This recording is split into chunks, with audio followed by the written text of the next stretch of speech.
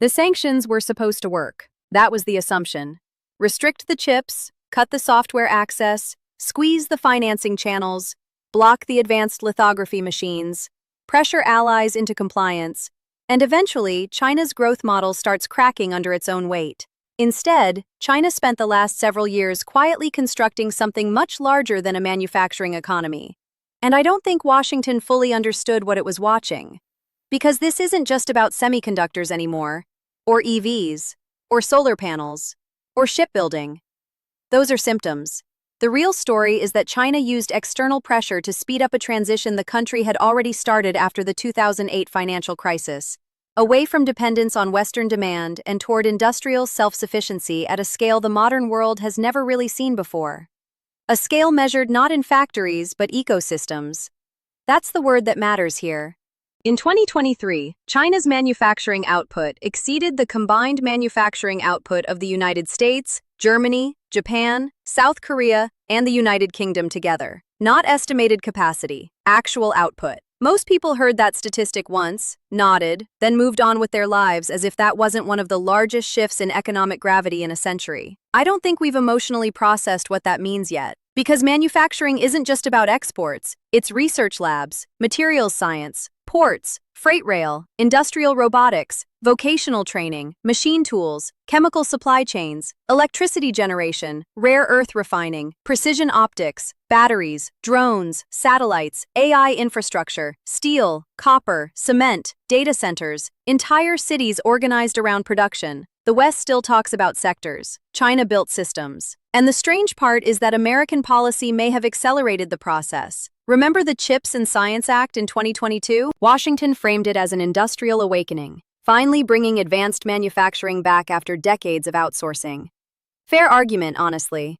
The United States absolutely needed to rebuild parts of its industrial base, especially semiconductor fabrication. Depending on Taiwan for over 90% of advanced chip production was never a stable long-term arrangement when the Taiwan Strait is sitting there like a lit match beside a gas leak. But here's where things became more complicated. The same year the US tightened export controls on advanced AI chips and semiconductor tooling, China massively expanded state-backed funding through entities like the China Integrated Circuit Industry Investment Fund, what people call the Big Fund. Provincial governments piled in alongside Beijing. State banks extended credit. Universities expanded chip programs. Domestic equipment firms suddenly had a guaranteed market because foreign tools were disappearing. Pressure removed choice, which meant Chinese firms stopped asking whether localization was efficient and started treating it as survival. Different mindset entirely.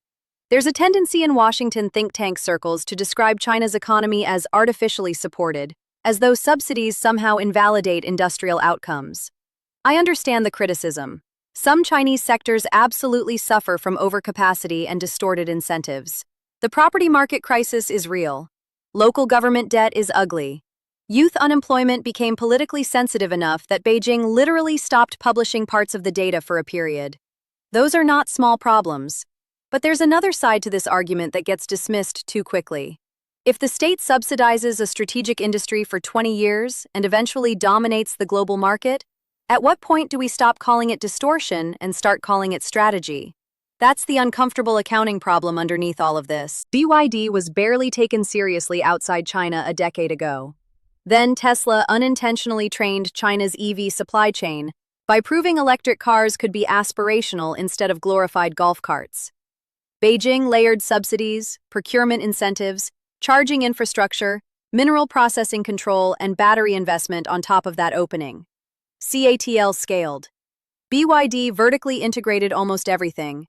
Chinese companies started owning more of the battery chain from mine to finished vehicle than most Western governments seemed aware of.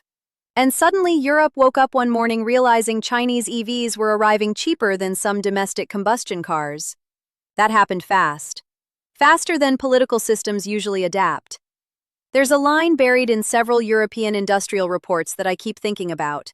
Not because it was dramatic, because it was dry, almost casual. The reports noted that China had developed full-chain manufacturing capability in multiple strategic industries. Full chain capability, meaning the upstream materials, the midstream processing, the industrial machinery, the workforce, the financing, the logistics, the assembly, and increasingly the software layer too. That phrase should have received far more attention than it did, because economies become hard to contain once they stop depending on external ecosystems. And this is where the $50 trillion economy idea starts making more sense than people realize. No, China's official GDP is not $50 trillion, not even close. Nominally, it's around a third of that. But nominal GDP misses the point when discussing industrial power. It misses domestic purchasing parity. It misses state-directed infrastructure. It misses supply chain control. It misses manufacturing depth. It misses the economic value of owning strategic processing stages the rest of the world outsourced decades ago because quarterly earnings looked better that way. America optimized for efficiency. China optimized for endurance. Those are not the same thing. And endurance matters when the world becomes less stable, especially after 2020. COVID exposed something governments already suspected, but corporations preferred not to think about. Efficiency collapses very quickly under stress. Suddenly masks mattered, fertilizer mattered, shipping containers mattered, basic pharmaceutical ingredients mattered, microcontrollers inside washing machines mattered. The modern economy turned out to be held together by obscure industrial components nobody had cared about until they disappeared. China noticed that lesson too, probably faster than anyone else. Which brings us to the number from the opening, the idea that sanctions may have helped create the exact industrial fortress they were designed to prevent. Because once a country of 1.4 billion people decides redundancy is more important than efficiency, the math changes in ways most quarterly-focused economies aren't structurally built to handle. And the deeper you go into the numbers, the stranger this story becomes. There's a habit in Western economic analysis that I think quietly breaks people's understanding of China. Analysts keep treating China's economy like a national version of a private company. Growth slows, debt rises, demographics weaken, property markets wobble. Therefore, collapse must eventually follow. The logic sounds clean, sometimes convincing, but civilizations don't behave like corporations, especially ones with long historical memory and centralized industrial coordination. China's leadership looked at the 2008 financial crisis and drew a very different conclusion from the United States. Washington saw a banking collapse. Beijing saw vulnerability. Specifically, the vulnerability of depending on foreign consumption to absorb Chinese production forever. That realization changed policy in ways we still underestimate. The official language evolved over time. Made in China 2025, dual circulation, new productive forces. Bureaucratic phrases, easy to ignore. But underneath the slogans was a consistent objective: internalize strategic layers of the economy before external pressure arrives. Then, external pressure arrived earlier than expected. And here's where the story stops being theoretical. In October 2022, the U.S. Commerce Department introduced sweeping export controls targeting advanced semiconductors and AI computing. The restrictions didn't just block chips. They targeted the ecosystem around chips: EDA software, high-end GPUs, advanced lithography, fabrication tools, even the movement of certain American personnel supporting Chinese fabs.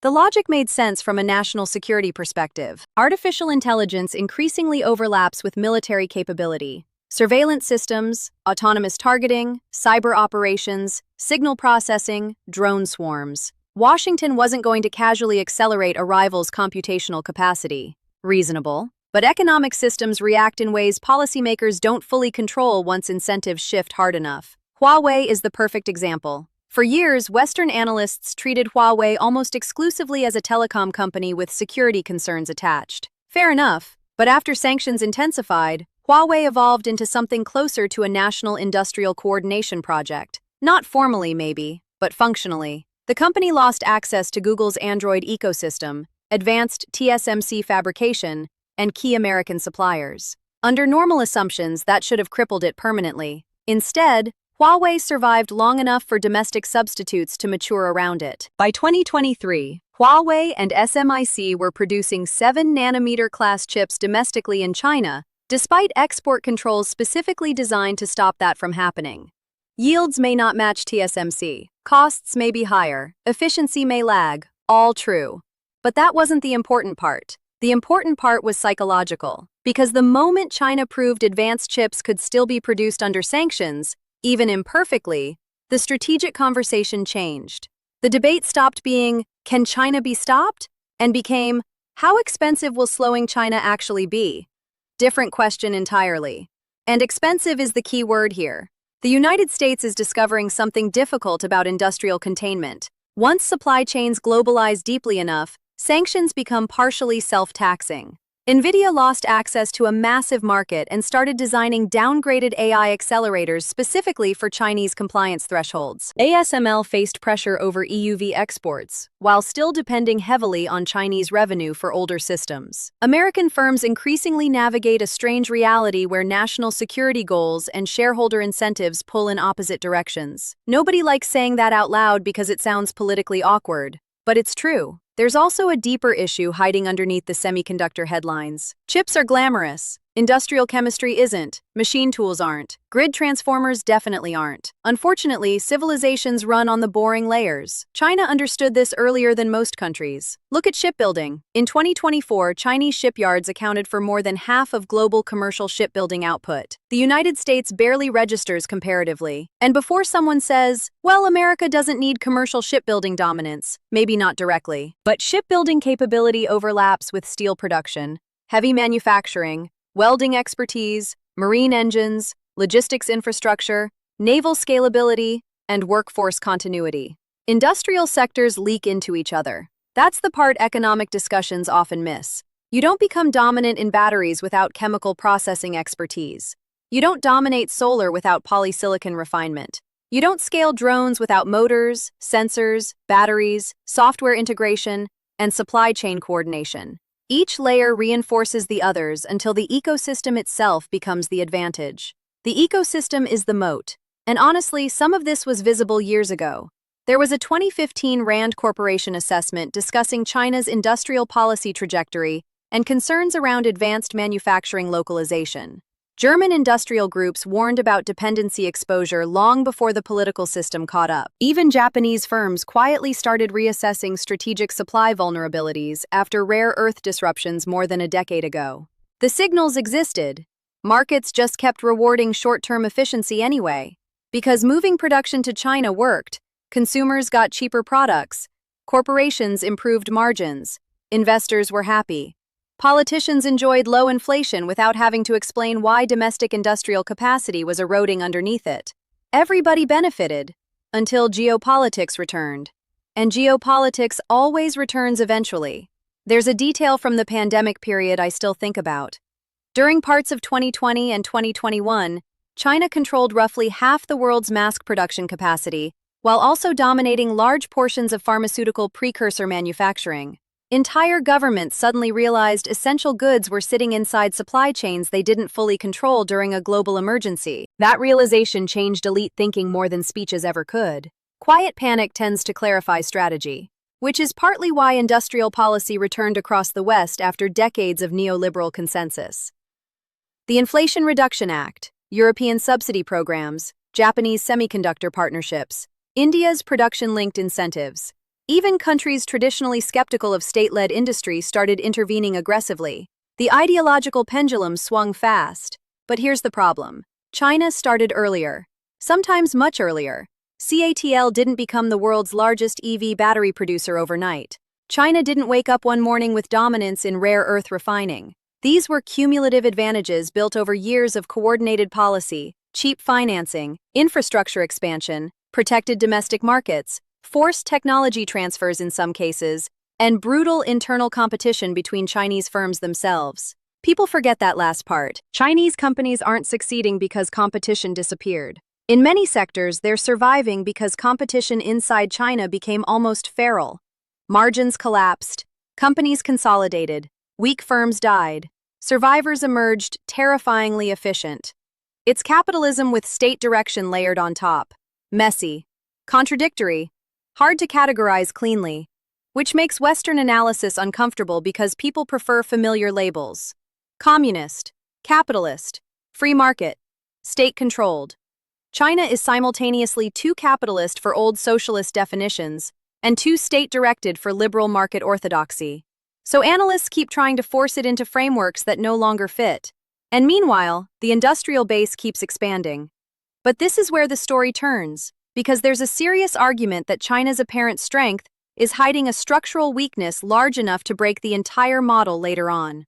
Honestly, parts of that argument are persuasive. The easiest mistake to make with China is swinging too far in either direction. One camp still talks as if collapse is inevitable and probably next quarter. The other speaks about China like an unstoppable machine steadily replacing the United States across every domain simultaneously. Both positions flatten reality into something emotionally satisfying. Reality is more irritating than that, because China is extraordinarily strong in the physical economy while also carrying structural liabilities that would terrify almost any other government on Earth. And the biggest one is hiding in plain sight: the property system. For nearly 2 decades, Chinese growth relied heavily on land sales, construction, infrastructure expansion, and real estate development. Local governments financed themselves partly by selling land use rights to developers. Developers borrowed aggressively because apartment prices kept rising. Households poured savings into property because alternatives were limited, and housing looked permanently safe. Then demographics slowed. Demand weakened. Debt piled up. Evergrande became the symbol because symbols matter, but the issue was much larger than one developer. By some estimates, real estate and related sectors once represented close to 25 to 30% of Chinese GDP, depending on how broadly you measure the ecosystem around construction. Imagine the United States discovering that a quarter of its economy depended on permanently rising housing confidence. That's not a correction. That's a civilizational stress fracture, and Beijing knows it. You can actually see the policy hesitation. Chinese leadership wants to reduce dependence on speculative property growth without detonating household wealth in the process. That's difficult anywhere. Inside a system where local governments still depend heavily on land financing, it's even harder. This is why some Western economists believe China's peak has already happened. Fair argument. The demographic picture is also rough. China's population declined for consecutive years after decades of expansion. Youth unemployment became serious enough that official publication methodologies changed at one point, which is usually not what governments do when numbers are comforting. Labor costs are rising. Supply chains are diversifying toward Vietnam, India, Mexico, and Southeast Asia. Foreign investment sentiment has become more cautious. All real. And yet, this is where the story becomes genuinely complicated, because historical power isn't determined only by demographics or debt ratios. If it were, Japan's stagnation after the 1990s would have destroyed its global relevance completely. Instead, Japan remained technologically essential because industrial depth matters even during slow growth periods. China appears to understand this very clearly, which is why Beijing increasingly prioritizes what officials call the real economy: advanced manufacturing, robotics, energy systems, aerospace, semiconductors, EVs, industrial AI, grid infrastructure, strategic materials. In other words, sectors that preserve national capability, even if headline GDP growth slows. There's a subtle but important shift happening here. For decades, Western economies increasingly financialized. Economic expansion often came through asset appreciation, services, software layers, and capital markets. China watched this while building physical infrastructure at almost absurd scale: ports, rail, industrial parks, power generation, urban transit, factories. Sometimes excessively, sometimes wastefully, but physically. One system optimized for returns on capital, the other optimized for production capacity. Those choices create very different strengths under geopolitical stress. And this brings us back to the $50 trillion economy idea from earlier. Not literal GDP accounting, productive capacity. Because if you measure economic power purely through nominal dollar valuation, you miss what actually determines resilience during fragmentation. You miss steel output, grid redundancy, refining capability, commercial fleet capacity, drone manufacturing, battery processing, machine tools, industrial robotics density. China produces more industrial robots annually than most countries can deploy in years. That matters, especially because robotics partially offsets demographic decline over time. Same with AI-assisted manufacturing. Same with automated logistics systems. Same with smart factories integrated into domestic supply chains, instead of spread across oceans vulnerable to disruption. There's a reason Xi Jinping keeps emphasizing new productive forces. It's not just propaganda language. It's an attempt to transition from labor-scale growth toward technology-scale productivity before demographics bite harder. Whether it works fully is another question. I'm not entirely convinced Beijing can navigate all of this cleanly.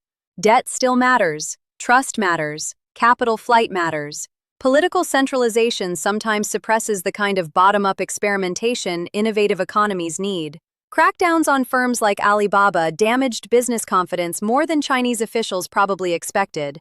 Those are serious constraints. But here's the reversal that changed my own thinking on this story. I used to assume sanctions primarily weakened China's trajectory. Increasingly, I think they hardened it.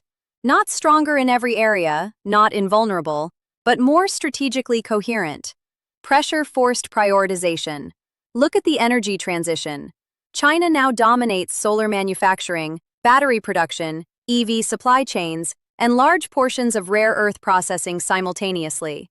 Western governments initially treated climate technology mostly as environmental policy. China treated it as industrial policy with geopolitical side effects attached. Huge difference. One side subsidized consumption, the other subsidized ecosystem control. And because climate infrastructure is physical infrastructure, China effectively positioned itself near the center of the next industrial layer, while the West was still arguing internally about whether industrial policy itself was legitimate. That delay matters historically. There's also a military-industrial implication here people don't discuss enough. A nation capable of scaling civilian drones, batteries, shipbuilding, advanced materials, and electronics at massive industrial volume possesses latent wartime capacity whether it intends to or not. Industrial ecosystems are dual use by nature. The Pentagon understands this. That's why recent U.S. defense reports increasingly focus on production capability rather than just weapons platforms. Wars are not won by prototypes. They're won by sustained output. One dry observation here because the material earns it. America spent 30 years outsourcing industrial production, and then became alarmed when the country doing the production learned how production works. That wasn't entirely unforeseeable. Still, none of this guarantees Chinese dominance. History is full of powers that looked structurally unstoppable until internal contradictions caught up with them. The Soviet Union built extraordinary military-industrial capability, while its consumer economy quietly decayed underneath. Japan's rise once terrified American strategists, too. Momentum can mislead observers. China could absolutely hit a long stagnation phase. But even if growth slows dramatically, the industrial architecture already built may keep shaping the world for decades anyway. And that distinction matters more than most GDP forecasts admit. 40 years from now, I suspect historians won't describe this era primarily as a trade war. They'll describe it as a fight over industrial memory. Which countries remembered how to build things? Which ones outsourced not just factories, but competence itself? Which governments understood that supply chains were never merely economic arrangements? They were geopolitical architecture hiding inside container ships and spreadsheets. That's the real story underneath the sanctions. Because sanctions can slow access to technology. They can raise costs. They can create bottlenecks. They can absolutely hurt. Russia's experience after 2022 proved that very clearly in several sectors. Iran, too.